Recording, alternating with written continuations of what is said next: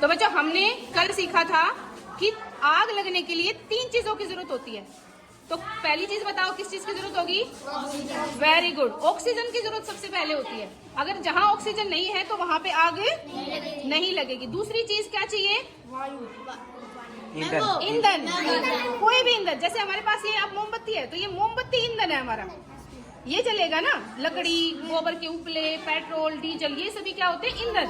कोई चीज जलने वाली होगी वही तो जलेगी, ठीक है।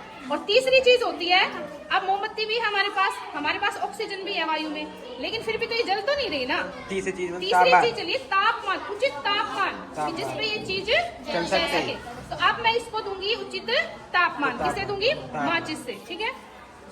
हमने मोमबत्ती को उचित तापमान दे दिया और ये जलना चालू हो गई। अब जो पहला एक्सपेरिमेंट है हमारा, ये तो तुमने उचित तापमान दे दिया, ये देख लिया। मोमबत्ती है इसीलिए जल रही है, मोमबत्ती नहीं होती, ईंधन नहीं होता तो भी नहीं लगती। पहला हमने क्या किया? ऑक्सीजन। अब ऑक्सीजन का हम करके देखेंगे कि अगर हम इसकी ऑक्सीजन खत्म कर देंगे तो आग अपने आप बुझ जाएगी। जब किसी इंसान को आग लगती है तो उसके चारों तरफ कंबल लपेट देते हैं ताकि जो ऑक्सीजन की सप्लाई है वो बंद हो जाए और उसकी आग बुझ जाए, ठीक है। तो हम ये ग्लास लेंगे और ग्लास को मैं इसके ऊपर ढक दूंगी तो धीरे धीरे इसकी जो ऑक्सीजन है वो खत्म होगी, और जैसे ही ऑक्सीजन खत्म हुई तो मोमबत्ती अपने आप बुझ गई, ठीक है। इसलिए जलता है जब आदमी तो उसके ऊपर कंबल लपेट देते हैं, ठीक है। या कहीं पे आग जैसे जंगल वगैरह में लगते हैं तो पानी का इस्तेमाल करते हैं, उसमें भी क्या होता है? पानी क्या करता है? उसका तापमान गिरा देता है।